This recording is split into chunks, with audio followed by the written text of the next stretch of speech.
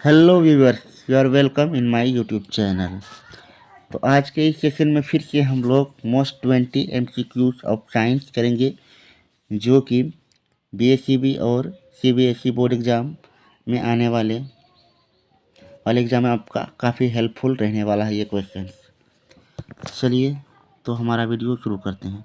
अगर आप इस चैनल पर नए हैं तो चैनल को सब्सक्राइब करके और लेटेस्ट नोटिफिकेशन के लिए बेल आइकन को प्रेस कर दीजिएगा। चलिए हमारा सेट क्वेश्चन का जो है अब शुरू हो रहा है। यहाँ से हमारा क्वेश्चन आ रहा है। फर्स्ट नंबर क्वेश्चन में क्या कह रहा हूँ,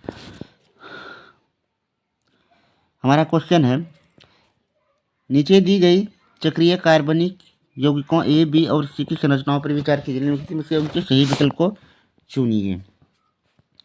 तो इसमें जो फिगर आपको दिखाया गया है, इसमें देखने से हमें पता क्या चल रहा है। इसमें हम देख रहे हैं कि हमारा जो है कि ऑप्शन नंबर ए में जो हमारा यहाँ पे जो दिया गया ऑप्शन ए और सी हेक्सेन के समावयव है तथा बी बेंजीन है। ए हेक्सेन का समावयव है, बी बेंजीन तथा सी हेक्सेन का समावयव है। ए संतृप्त चक्रीय हाइड्रोकार्बन है तथा बी और सी असंतृप्त चक्रीय हाइड्रोकार्बन है। ए साइक्लोहेक्सेन है तथा बी और सी बेंजीन के अवयव है। चलिए इनमें से अगर हम देखें, अगर गौर करें, इसमें हमें पता चल रहा है यहाँ पे जैसा कि देख पा रहे हैं, ये हमारा ऑप्शन ए जो कि हमारा सिंगल बॉन्डेड है। ये वाला पार्टिकल, ये वाला जो हाइड्रोकार्बन में दिया गया है, ये सिंगल बॉन्डेड है, मगर ये और ये हमारा डबल बॉन्डेड है। इसका मतलब ये और ये दोनों आपस में सिमिलर है, बट ये हमारा डिफरेंट है। तो देखते हैं ऑप्शन में कहाँ इस तरह का दिया गया है। यहाँ पे दिया गया है ए संतृप्त चक्रीय हाइड्रोकार्बन है, बी तथा सी असंतृप्त है, जो कि बिल्कुल एकदम सही कह रहा है। इसका मतलब क्वेश्चन नंबर 1 का आंसर हमारा ऑप्शन नंबर सी यहाँ पे करेक्ट रहने वाला है। नेक्स्ट क्वेश्चन देखें अब। दूसरे में कह रहा है निम्नलिखित में से धोने का सोडा चुनिए। तो हम लोग जानते हैं धोने का सोडा जो कि सोडियम कार्बोनेट होता है, वो हमारा Na2CO3 इंटू 10H2O होता है। ये तो ऑब्जेक्टिव हमारा क्लियर है एकदम कट। आगे का देखें, 3 नंबर में है खाना पकाने के बर्तनों को बनाने में कॉपर का उपयोग किया जाता है। नीचे दिया गया कॉपर का कौन सा गुण इसके लिए उत्तरदायी नहीं है। तो उस बर्तन में कॉपर का कौन सा गुण जो है कि हमारे लिए उत्तरदायी नहीं होना चाहिए। आघात वर्धनीयता, ये तो होना चाहिए, मजबूत बर्तन होगा तब न टिकाऊ होगा। उच्च गलनांक भी होना चाहिए ताकि अधिकताओं पर भी उस पर खाना बन सके। उसमें चालकता तो वह होगा ही होगा, चूँकि ये मेटल है, उसमें चालकता भी इसमें आएगी। उच्च अभिक्रियाशीलता, हाँ ये उच्च अभिक्रियाशीलता, हाई रिएक्टिविटी उसमें नहीं होनी चाहिए ताकि हमारे खाने में किसी तरह का खराबी उत्पन्न ना हो। अतः 3 नंबर का ऑप्शन हमारा ऑप्शन नंबर डी यहाँ पे जो कि करेक्ट रहने वाला है। चलिए नेक्स्ट देखते हैं हम। नीचे दी गई सारणी में 4 विभिन्न विलयनों के पीएच और उनकी प्रकृति, अम्लीय क्षारीय के बारे में सूचना दी गई है। इस सारणी का कौन सा विकल्प सही है। चलिए अब हम लोग देखते हैं सारणी का कौन सा विकल्प हमारा सही है। अगर विलियन दिया है, विलियन विकल्प है, विलियन पीएच पत्र का रंग, पीएच का सन्निकट मान, विलियन की प्रकृति। हम लोग सबसे पहले जानते हैं कि पीएच स्केल पे अम्ल और क्षार के मतलब जो पीएच मान होते हैं। अच्छा, अगर यहाँ पे पीएच वैल्यू अगर 3 दिया गया है तो ये क्षारीय नहीं हो सकता, ये तो हमारा एसिड होना चाहिए यहाँ पर ना, ये हमारा एसिड होना चाहिए। तो इसका मतलब ऑप्शन नंबर ये हमारा गलत है। अच्छा, milk of magnesia, Neela colour, pH पत्र का रंग नीला हो जाता है, इसका पीएच वैल्यू 10 है और ये क्षारकीय। हाँ, अगर पीएच वैल्यू 10 है और ये क्षारकीय है तो ये हमारा ऑप्शन हो सकता है। आगे भी देखते हैं हम। जठर रस, जठर रस हमारे अमाशय में जो स्रावित होने वाला जो रस है, हाइड्रोक्लोरिक एसिड, वही है जठर रस। तो पीएच पत्र का रंग, पीएच पत्र का रंग लाल, प्रकृति इसका अम्लीय है, मगर इसका पीएच मान 6, पीएच मान 6 जो कि गलत दिया गया है। जठर रस का पीएच वैल्यू जो कि हमारा 2 से 3 के बीच कुछ समथिंग आता है, जो कि यहाँ 6 दिया गया है, तो ऑप्शन नंबर हमारा सी भी यहाँ पे गलत हो जाएगा। अच्छा, शुद्ध जल पीला, सन्निकट पीएच मान 7, विलयन की प्रकृति उदासीन, ये तो होता है, पानी तो उदासीन होता है, पीएच मान 7 भी होता है, लेकिन उसका कोई रंग नहीं होता, जो कि यहाँ पीला दिया गया है। इसका मतलब हमारा ऑप्शन नंबर डी भी गलत है। यानी ऑप्शन नंबर हमारा बी, जो कि मिल्क ऑफ मैग्नीशिया पीएच पत्र को नीला करता है, पीएच वैल्यू 7 से 10 यानी 10 है, 7 से अधिक यानी 10 है, और प्रकृति क्षार की है, ये सभी इसमें मतलब जो कि इसके रिस्पेक्ट में सही है। तो हमारा option number B question number 4 का राइट आंसर यहाँ पे रहने वाला है। चलिए नेक्स्ट क्वेश्चन देखते हैं। कह रहा है magnesium oxide plus X into HCl arrow manganese chloride plus Y into H2O plus ZCl2। तो उपरोक्त रासायनिक समीकरणों को संतुलित करने के लिए X, Y और Z के मान होने चाहिए क्रम से। चलिए बैलेंस क्वेश्चन को बैलेंस करने का एक क्वेश्चन है। हम लोग जानते हैं सबसे पहले अगर हम देखें, चलिए हम सबसे पहले हाइड्रोजन को अगर बैलेंस करने की कोशिश करें, हाइड्रोजन का अगर सबसे पहले अगर हम लोग देखते हैं यहाँ पे, तो हमारा हाइड्रोजन जो है कि इस साइड में हमारा देखिए हाइड्रोजन यहाँ पे 2 है, और यहाँ पे हमारा हाइड्रोजन 1 है, यहाँ पे हमारा हाइड्रोजन 1 है। अच्छा, अगर हाइड्रोजन को अगर यहाँ अगर यदि 2 कर दें, अगर 2 कर देते हैं हम यहाँ पे अगर हाइड्रोजन अगर हमारे यहाँ 2 हो जाता है, तो हमारा फिर यहाँ पे ऑक्सीजन हमारा 2 इंटू 2 4 हो जाएगा। ऑक्सीजन 2 इंटू 2 हमारा यहाँ पे 4 हो जाएगा। तो फिर हमें ऑक्सीजन को बैलेंस करने के लिए हम यदि यहाँ पे X की जगह पे अगर 4 रखते हैं, तो 4 हाइड्रोजन, तो यहाँ पे हमारे पास हाइड्रोजन 2 है, तो अगर यहाँ हम फिर 2 देना होगा हाइड्रोजन के लिए, तो 4 हाइड्रोजन हो गया हमारा। अच्छा, क्लोराइड हमारा यहाँ पे 4 हो गया, इधर क्लोराइड 2, इधर क्लोराइड, ये भी हो गया हमारा बैलेंस। अच्छा, मैग्नीशियम 1, ऑक्सीजन यहाँ पे फिर 2 है हमारा, और 2 फिर यहाँ पे भी हमारा ऑक्सीजन 2 हो चुका है। इसका मतलब क्लोराइड का जो कोफिशिएंट यहाँ पे जेड होगा, इसका वैल्यू हमारा 1 होना चाहिए, अर्थात X4Y2Z1, X4Y2Z1 हमारा ऑप्शन नंबर सी 5 नंबर का करेक्ट आंसर रहने वाला है। चलिए नेक्स्ट क्वेश्चन देखते हैं। फिगर में दिया गया है, दी गई प्रायोगिक व्यवस्था में भूरे धुएं के उत्सर्जन का कारण क्या है। अब इस अरेंजमेंट में हम लोग देखें तो सबसे पहले देखते हैं यहाँ क्या है। इस ट्यूब में लेड नाइट्रेट को जलाया गया है, लेड नाइट्रेट को यहाँ पे जलाया गया है। लेड नाइट्रेट को जब हम लोग गर्म करते हैं तो उससे जो कि भूरा धुआं निकल रहा है। तो इसका कारण क्या हो सकता है। कारण हम लोग देखें ऑप्शन में लेड नाइट्रेट का उष्मीय वियोजन तो सही में हो रहा है यहाँ पे, इसका उष्मीय वियोजन जो कि यहाँ पे सही में हो रहा है। उष्मीय वियोजन है जिसमें नाइट्रोजन डाइऑक्साइड का भूरा धुआं उत्पन्न होता है। लेड नाइट्रेट का उष्मीय वियोजन है जिसमें लेड ऑक्साइड का भूरा धुआं, लेड ऑक्साइड, चूँकि हमें तो लेड नाइट्रेट यहाँ पहले बताया गया है, तो लेड ऑक्साइड हमारा बी तो पहले गलत हो जाएगा।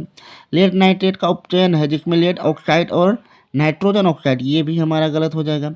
लेड नाइट्रेट का उपचयन है जिसमें लेड ऑक्साइड और ऑक्सीजन बनती है, ये भी हमारा गलत, मतलब हमारा ऑप्शन नंबर यहाँ पे ए ही करेक्ट आ रहा है, जो कि लेड नाइट्रेट के बारे में दिया गया है। अतः भूरे धुएं का कारण लेड नाइट्रेट का उष्मीय वियोजन है जिसमें नाइट्रोजन डाइऑक्साइड का भूरा धुआं उत्पन्न हो रहा है। चलिए कॉन्सेप्ट क्लियर होते जा रहा है। नेक्स्ट क्वेश्चन देखें। दी गई प्रायोगिक व्यवस्था में परीक्षण करने पर यह पाया गया कि अभिक्रिया में उत्पन्न गैस को विलयन एक्स में प्रवाहित करने पर विलयन एक्स पहले दूधिया हो जाता है और फिर रंगीन हो जाता है। एक्स पहले दूधिया हो जाता है फिर रंगीन हो जाता है, तो उसका कारण क्या है। नीचे दिया गया विकल्पों जो उपरोक्त परीक्षण की पुष्टि करता है इस प्रकार है।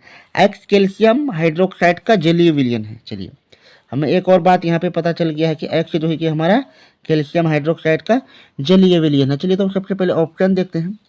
ऑप्शन ए में दिया गया है अभिक्रिया में निकलने वाली कार्बन डाइऑक्साइड गैस के कारण यह दूधिया हो जाता है और कुछ समय पश्चात कैल्शियम कार्बोनेट बनने के कारण यह रंगहीन हो जाता है। तो इस क्वेश्चन में हमारा जो है कि यहाँ पे सोडियम कार्बोनेट जो दिया गया है अभिक्रिया में निकलने वाले कार्बन डाइऑक्साइड, तो इसमें हमारा चूँकि यहाँ HCl से रिएक्शन हो रहा है, तो आगे और ऑप्शन देखते हैं हम। कैल्शियम कार्बोनेट के बनने के कारण यह विलयन दूधिया हो जाता है और कार्बन डाइऑक्साइड के अधिक को प्रवाहित करने पर यह रंगहीन कैल्शियम हाइड्रोक्साइड कार्बोनेट बन जाता है जो जल में घुलनशील है। ये हमारा करेक्ट ऑप्शन है। रिएक्शन का करेक्ट एक्सप्लेनेशन तो हमारा यहाँ पे दिया गया है। हम लोग जानते भी हैं कि HCl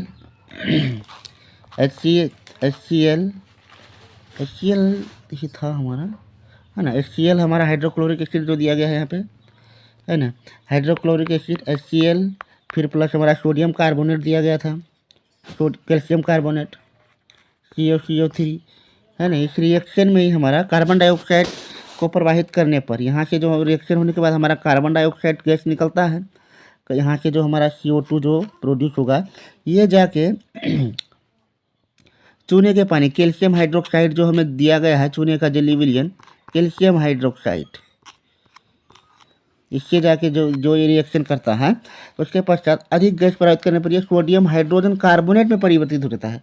तब जाके यह जो कि हमारा सोडियम हाइड्रोजन कार्बोनेट में परिवर्तित हो जाता है जो जल में घुलनशील भी है। अतः हमारा करेक्ट ऑप्शन यहाँ का बी सही है। नेक्स्ट क्वेश्चन देखते हैं अब। निम्नलिखित में से ऊष्मा शोषी अभिक्रिया बताइए। तो ऐसी अभिक्रिया जिसमें हमें बाहर से ऊष्मा देना पड़ता है। श्वसन क्रिया करते हैं तो इसमें हमारे अंदर से ऊष्मा निकलती है, ये सब जानते हैं। मोमबत्ती जलने पर भी ऊष्मा अंदर से निकलती है।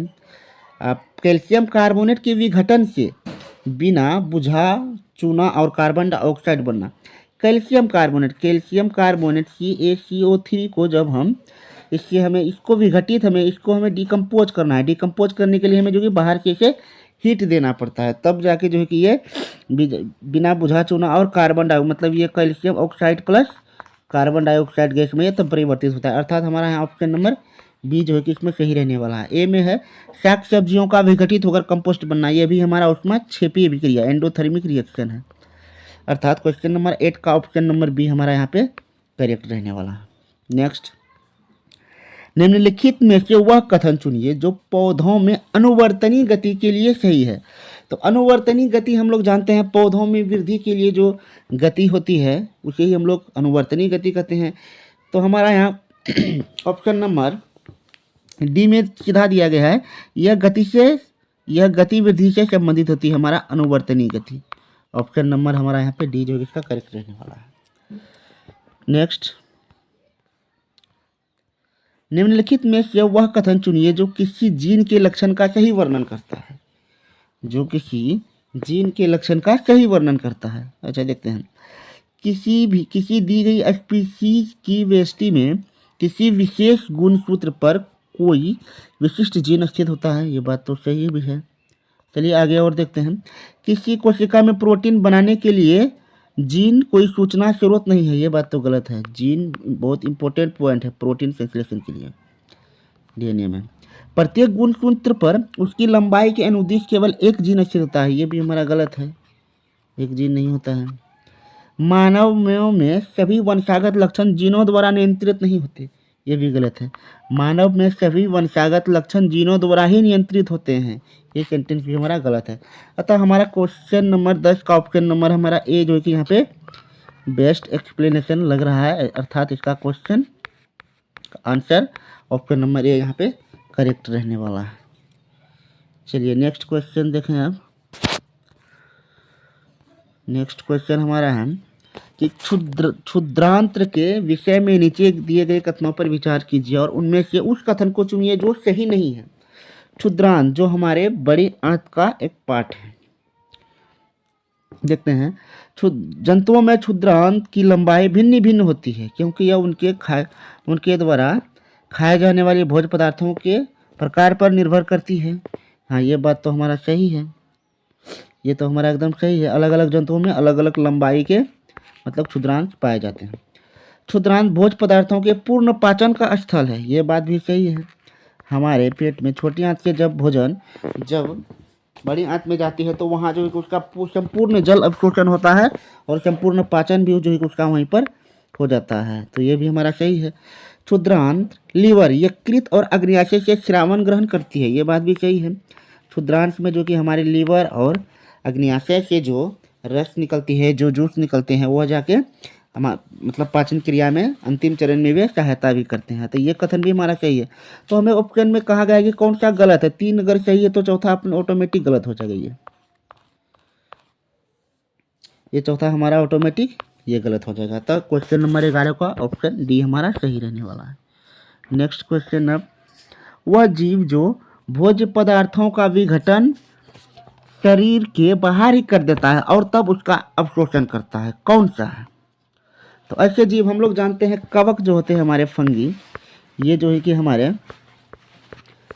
बॉडी में फूड को लेने से पहले ही जो है कि उसे डिकम्पोज कर देते हैं, फिर जाके तब जो है कि ये उसे ग्रहण करते हैं। तो हमारा ऑप्शन नंबर डी यहाँ पे करेक्ट रहने वाला है क्वेश्चन नंबर 12 का। नेक्स्ट देखते हैं, दो समांतर तारों क्षैतिज स्थिति स्थित है, दो समांतर कंडक्टर वायर हैं जो कि एकदम एक दूसरे के पैरेलल डायरेक्शन में है रखे हुए। अच्छा, जिनमें प्रत्येक से कोई अस्थायी धारा आई प्रवाहित हो रही, इन दोनों वायर से आई मैग्नीट्यूड का करंट जो है कि फ्लो हो रहा है। के बीच में स्थित किसी बिंदु P पर परिणामी चुंबकीय क्षेत्र, अच्छा पॉइंट P पे जो मैग्नेटिक फील्ड जो जनरेट होगा उसका वैल्यू कितना होगा। अच्छा, हम जानते हैं कोई इलेक्ट्रिक वायर अगर इस तरह से अगर जा रहा है, इस डायरेक्शन में अगर करंट फ्लो कर रहा है, मान लेते हैं अगर इस डायरेक्शन में अगर मैग्नेटिक फील्ड अगर इस तरह से लग रहा है तो इसके अपोजिट डायरेक्शन में तब ये इस तरह से लगेगा। उसी प्रकार अब एक और वायर जैसे इस तरह से जा रहा है, इसमें भी करंट कुछ आई अगर फ्लो हो रहा है तो यहाँ पे इसका मैग्नेटिक फील्ड इधर जनरेट होगा और फिर इसमें इधर जनरेट होगा। तो यहाँ हम लोग देख पा रहे हैं इस फिगर में जैसे इस तरह से मतलब जो जनरेट होगा हमारा इलेक्ट्रिक फील्ड, तो दोनों इलेक्ट्रिक फील्ड का जो डायरेक्शन है वे एक दूसरे के क्या है, एकदम अपोजिट है, एक दूसरे के क्या है, पूरा पूरी अपोजिट है। अतः मैग्नेटिक फील्ड के अपोजिट होने के कारण इस पॉइंट P पर जो है कि हमारा मैग्नेटिक फील्ड का जो रिजल्टेंट होगा वो हमारा नेगलेक्ट यानी नील यानी जीरो हमारा हो जाएगा। अतः उसी दिशा में होता है जिसमें धारा प्रवाहित हो रही है, ऊर्ध्वाधर ऊपर की ओर होता है, शून्य होता है, ऊर्ध्वाधर नीचे की ओर हो रहा है। तो हमारा यहाँ पे ऑप्शन नंबर सी जो है कि शून्य होता है, सही हो जाएगा। नेक्स्ट क्वेश्चन देखें, नेक्स्ट क्वेश्चन हमारा यहाँ से है, कह रहा है किसी घर में 1500 वाट 200 वोल्ट की विद्युत इस्त्री और 500 वाट 200 वोल्ट की फ्लैश लाइट का उपयोग होता है। उपयोग किए जाने वाले विद्युत फ्यूज का अनुमतांक होना चाहिए। तो विद्युत फ्यूज से कितनी मैक्सिमम करंट जो कि यहाँ पे फ्लो हो सकती है, हमें ये यहाँ पे निकालना है। चलिए हम जानते हैं, जैसे हमें यहाँ पे दिया गया है P पावर ऑफ इस्त्री जो दिया गया हमें, टोटल पावर अगर हम लोग यहाँ से निकाल लें, टोटल पावर इस वायरिंग का, तो P1 प्लस P2 करना होगा। तो P1 का वैल्यू हमारे पास 1500 है दिया गया, इतना वाट, और फिर प्लस 500 वाट, ये इक्वल्स यानी P इक्वल्स हमारा टोटल आ रहा है 2000 वाट।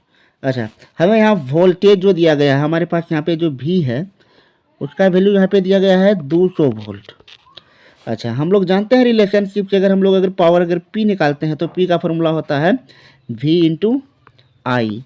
तो यहाँ से इसे पुट करने पे, अब हम यहाँ से अगर पुट करते हैं तो 2000 बराबर हमारा हो जाएगा 200 गुना आई। तो यहाँ से अगर हम आई अगर निकालें, अगर यहाँ से हम अगर आई निकालते हैं तो 2000 बट्टे हमारा 200 हो जाएगा, जो कि कट के हमारा 10 आ रहा है। अतः फ्यूज का अनुतांक जो है कि 10 एम्पियर होना चाहिए। हमारा क्वेश्चन नंबर 14 का ऑप्शन बी जो है कि हमारा 10 एम्पियर जो कि हमारा एकदम यहाँ पे करेक्ट रहने वाला है।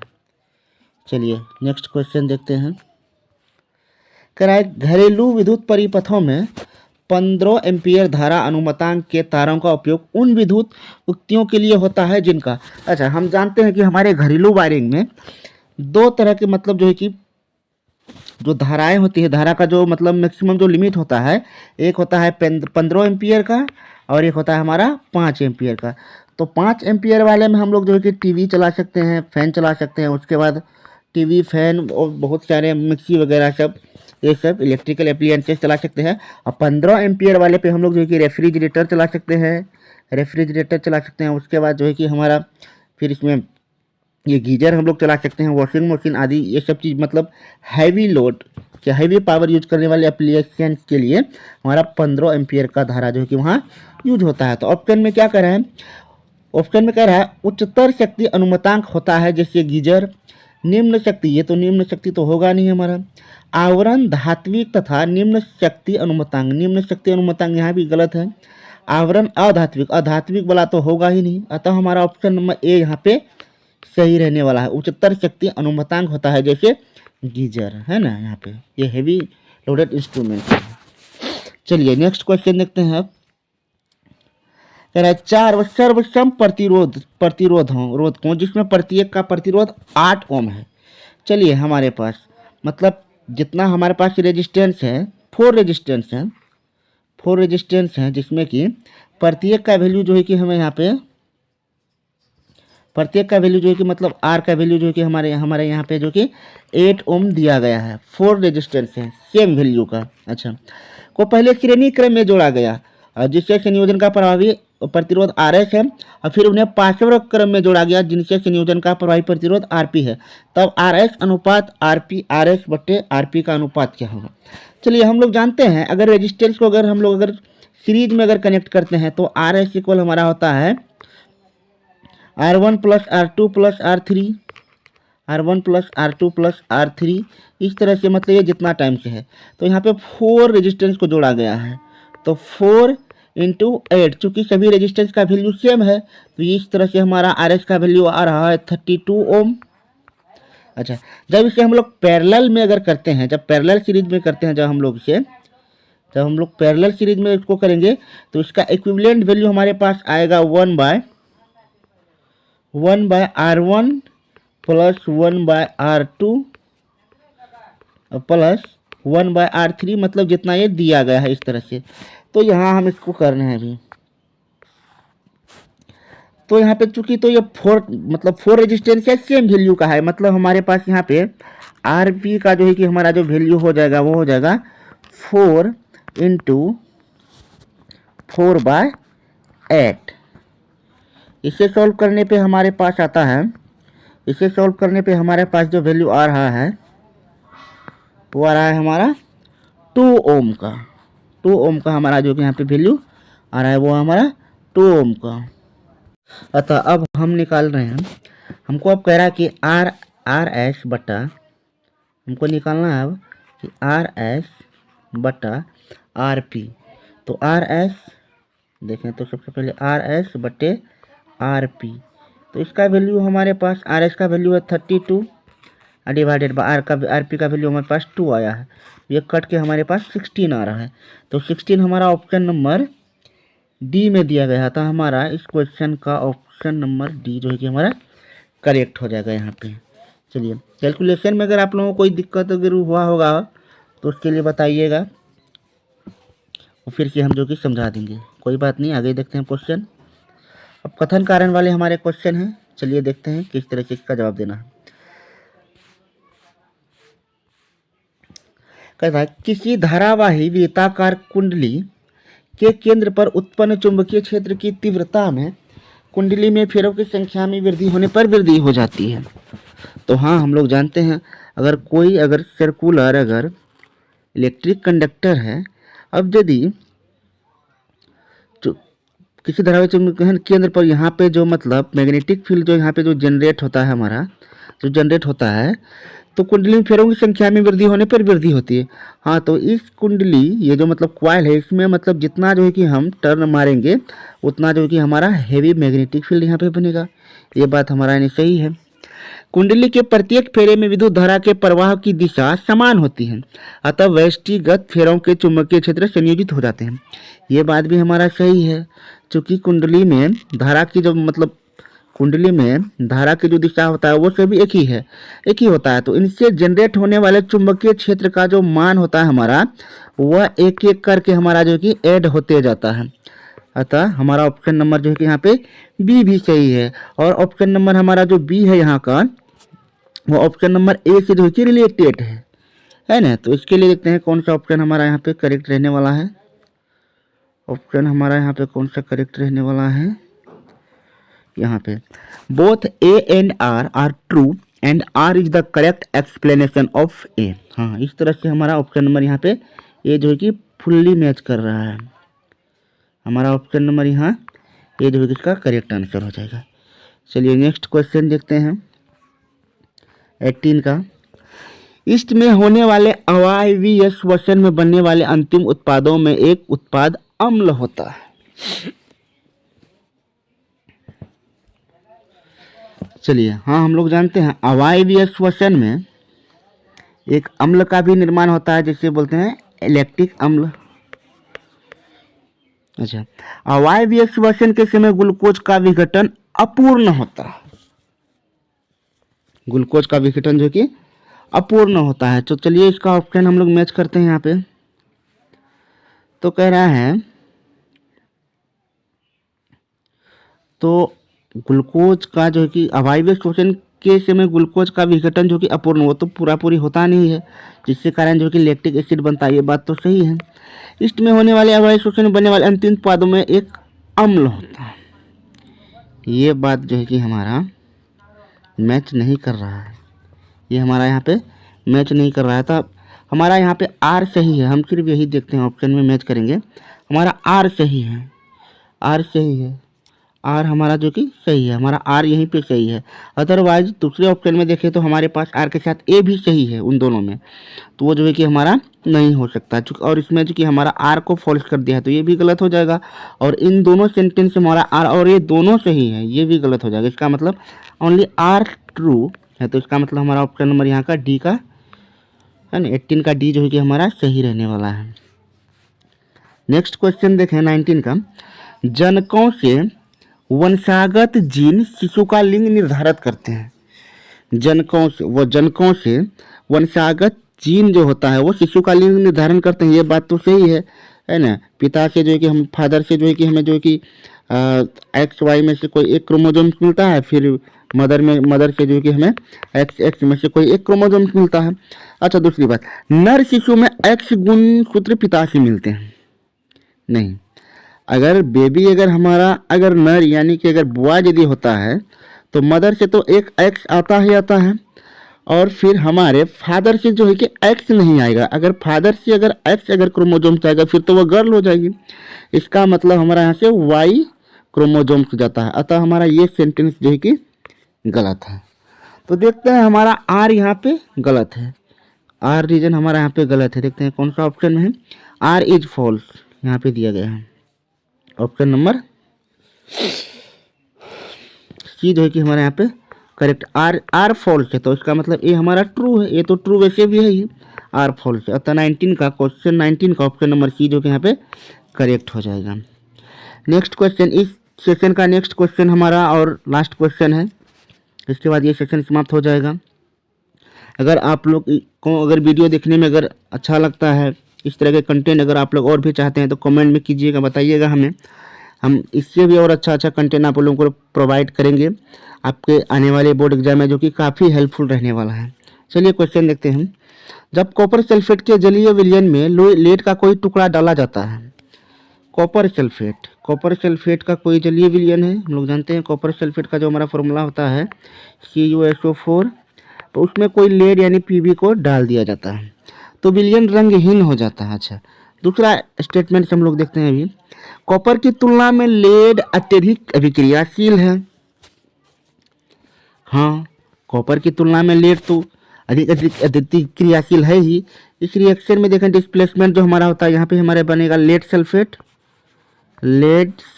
फिर हमारा कॉपर जो कि यहाँ से डिस्प्लेस हो रहा है, तो यह कॉपर को उसके विलयन से विस्थापित कर देता है। ये बात तो हमारा एकदम क्लियर है। अच्छा, जब कॉपर सल्फेट के जलीय विलयन में लेड का कोई टुकड़ा जला जाता है तो विलयन रंगहीन हो जाता है। ये स्टेटमेंट भी हमारा सही है कि कॉपर सल्फेट के जलीय विलयन में जब लेड डाला जाता है तो वह उसका रंग जो है कि गायब हो जाता है। मतलब हमारा ये स्टेटमेंट्स और ये स्टेटमेंट्स दोनों जो है कि एक दूसरे के रिलेटिव्स में ही है। यहाँ पे हमारा स्टेटमेंट्स है और उसका यहाँ पे एक्सप्लेनेशन दिया गया है। अतः हमारा आर और ए दोनों ट्रू है और एक्सप्लेन भी कर रहा है। Both A and, option A में देखिए यहाँ पे both A and R R true and R is the correct explanation of A. अतः हमारा यहाँ पे 20 नंबर क्वेश्चन का ऑप्शन नंबर ए जो है कि यहाँ पे हमारा करेक्ट रहने वाला है। हमारा ये यहाँ पे करेक्ट रहने वाला है। तो चलिए डियर फ्रेंड्स, डियर स्टूडेंट्स, हमारा ये सेशन आज का समाप्त होता है। और आप इस तरह के और भी कंटेंट चाहते हैं तो हमारे चैनल को सब्सक्राइब करके बेल आइकन को प्रेस कर दीजिए। जब भी हम इस तरह के वीडियो लेकर आएंगे तो आपके मोबाइल पे एक नोटिफिकेशन जाएगा, जिससे आप देख के जो है कि अपनी तैयारी को और भी मजबूत कर सकते हैं। Thank you my dear students and thanks for watching.